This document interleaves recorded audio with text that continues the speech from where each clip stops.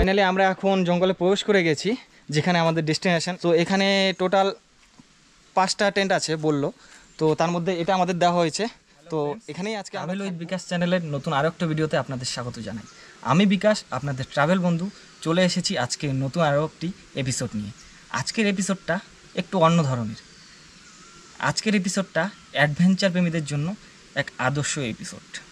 তো আজকে এমন একটা জায়গায় আছি যেটা সম্বন্ধে হয়তো আপনারা অনেকেই জানেন না, যারা আজকে আমার ভিডিও সম্বন্ধে জানতে পারবেন।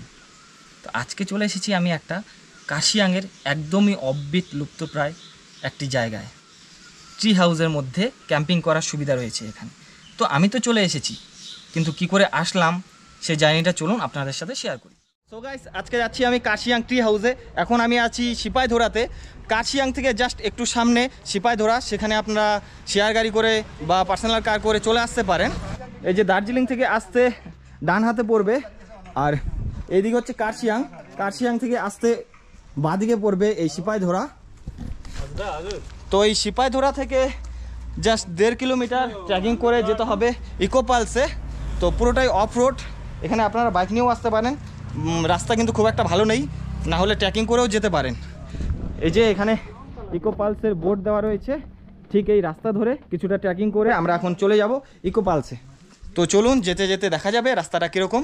সো বন্ধুরা, একটু নিচে নামার পরে যে দৃশ্যটা দেখতে পেলাম, আপনারা দেখতে পাচ্ছেন আমার পিছনে, জাস্ট অসাধারণ ভিউটা। তো এরকম ভিউ পেতে গেলে অবশ্যই এরকম অফবিট জায়গাগুলোতে আসতে হবে। আর এরকম অফবিট জায়গার বিভিন্ন জায়গার সন্ধানে আমি চলে আসি, আপনাদের ট্রাভেল বন্ধু, ট্রাভেল উইথ বিকাশ। তো চলুন আমার সাথে আপনারাও এই সফর। তো অনেকটা ট্রেকিং করে এসেছি, হাঁপিয়ে গেছি। তো নিচের দিকে অনেকটা ট্রেকিং করে আসলে এই বোটটা আপনারা দেখতে পাবেন। তো বোটটার সাথেই এই যে সরু রাস্তা, পাশে বাঁশ বেঁধে দেওয়া রয়েছে ধরে নামার জন্য। এই রাস্তা ধরে ঠিক আপনারা ইকো পালসে চলে আসবেন।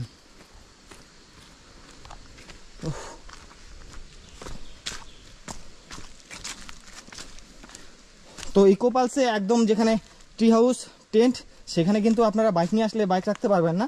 বাইক হয়তো উপরেই রাখার ব্যবস্থা করে দেবেন এনারা। নেচার প্রেমীরা অবশ্যই এখানে আসুন। পুরো জঙ্গলের মধ্যে এই ভিতরে টেন্ট রয়েছে, এখানে থাকবেন, এক অনন্য অভিজ্ঞতা, দারুণ ফিল। আমি কথা দিচ্ছি আপনারা এখানে এসে নিরাশ হবেন না, অবশ্যই এখানে এসে একটি রাত অন্তত কাটিয়ে যান। সো ফাইনালি আমরা এখন জঙ্গলে প্রবেশ করে গেছি। আমাদের যে ডেস্টিনেশন ছিল, ওই যে আমার পিছনে বেশ কয়েকটি টেন্ট রয়েছে এখানে। তো উপরে যাই। তো খাওয়া দাওয়া কমপ্লিট করলাম, প্রায় সন্ধ্যা হয়ে আসছে। তো এখানে কিন্তু টয়লেট নিয়ে অসুবিধা নেই, টয়লেটের ব্যবস্থা রয়েছে এখানে। তো রুমগুলোর পাশেই একটু নিচে টয়লেট, আর এখানে বেসিনও রয়েছে। সন্ধে হলেই জ্বালিয়ে দেওয়া হয় বনফায়ার, আর আপনার এই শুভ সন্ধ্যাকে আরেকটু রঙিন করার দায়িত্ব তারা নিজেরাই নিয়ে নেন।